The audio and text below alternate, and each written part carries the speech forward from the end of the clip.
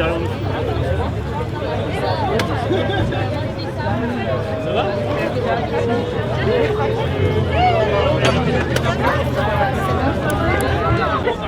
Je te ferai ça. Tant que je te ferai ça. Ça, chou, quoi. Dynamique, quoi. Ouais. Et à un moment, je te l'ai fait la fin de la surveiller quand on a le puits. Là, ouais, il y avait vraiment besoin.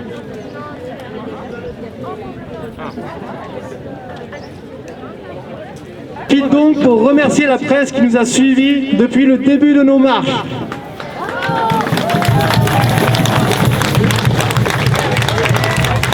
Ça s'appelle quoi?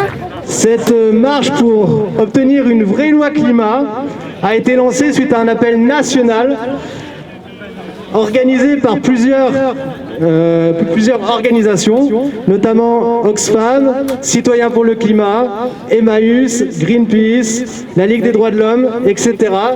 Ce sont des organisations qui luttent à la fois pour le climat et pour la justice sociale.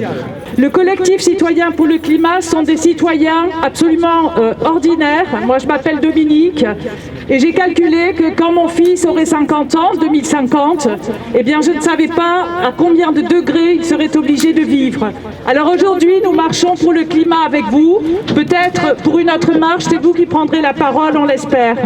Nous marchons pour soutenir les 150 citoyens qui ont participé à la Convention citoyenne pour le climat, qui a rendu un rapport absolument remarquable de 149 propositions qui vous seront présentées tout à l'heure par d'autres membres de CPLC devant la place de l'Horloge. Et ces 149 propositions de la CCC devaient être introduites dans la loi, le projet de loi climat et résilience que porte le gouvernement, qui a été étudié en commission depuis quelques semaines à l'Assemblée nationale et qui sera voté demain. La banderole Citoyens pour le climat et ensuite il suffira de se mettre derrière et d'avancer.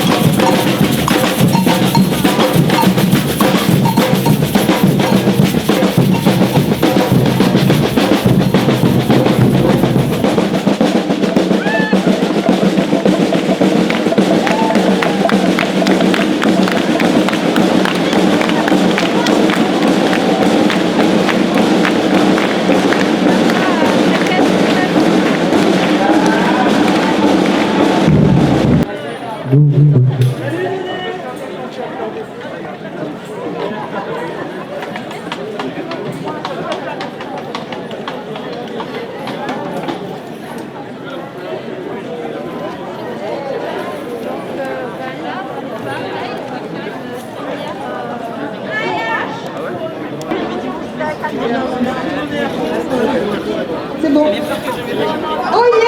Oyez! Reporté et on va vous en donner quelques exemples. Je vais vous donner quelques exemples. Le premier, la mise en place de la consigne pour le verre. On savait que la ceinture verte d'Avignon était en danger, mais un nouveau danger la guette à nouveau. Vous pouvez nous en parler ? Ben oui, ce danger, c'est la réémergence d'un projet qui est ancien, puisqu'il date d'une trentaine d'années. C'était la création d'une autoroute, enfin d'une quasi-autoroute entre l'autoroute A9 et l'autoroute A7, Et donc aujourd'hui, elle est ressortie des cartons à l'occasion du plan de relance de l'économie. Et donc le Premier ministre a annoncé qu'il y avait 142,7 millions d'euros qui seraient donnés pour la réalisation de la deuxième tranche de la Léo.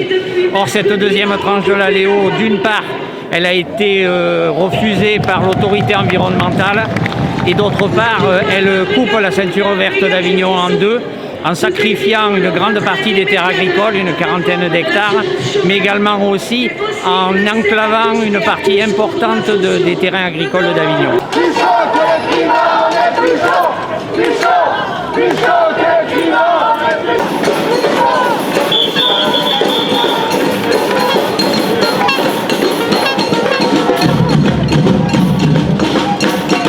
Samedi 20 mars, la ceinture verte d'Avignon, vous avez fait un nettoyage. Mais à nouveau, des déchets ont été renversés.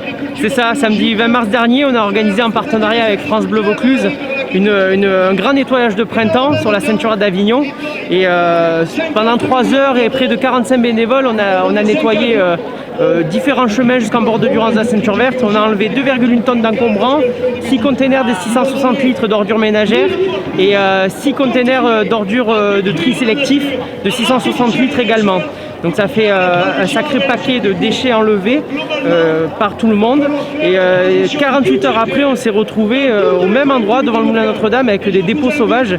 Et encore aujourd'hui, la ceinture verte, tous les jours, on redécouvre sur les endroits nettoyés des dépôts sauvages. Ça va du simple résidu de fast-food à des camions de BTP et de carcasses de voitures et tout ça. Ça recommence et c'est l'éternel problème de la ceinture verte. Aujourd'hui, nous, avec la SCVA, on va solliciter la mairie d'Avignon pour que nous ayons des routes fermées, des caméras à des endroits stratégiques, car ça ne peut plus durer. Ça fait plus de 30 ans que l'assaut existe et ça fait plus de 30 ans qu'on nettoie la ceinture verte. Aujourd'hui, il faut sanctionner, verbaliser et intervenir de toute urgence.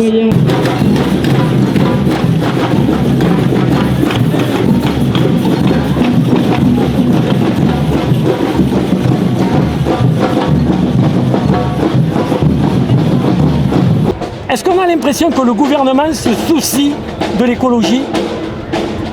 Alors le gouvernement fait semblant de se soucier de l'écologie et il le fait très bien. Il a organisé plusieurs choses pour lesquelles donc M. Macron a été champion de la Terre du climat par exemple.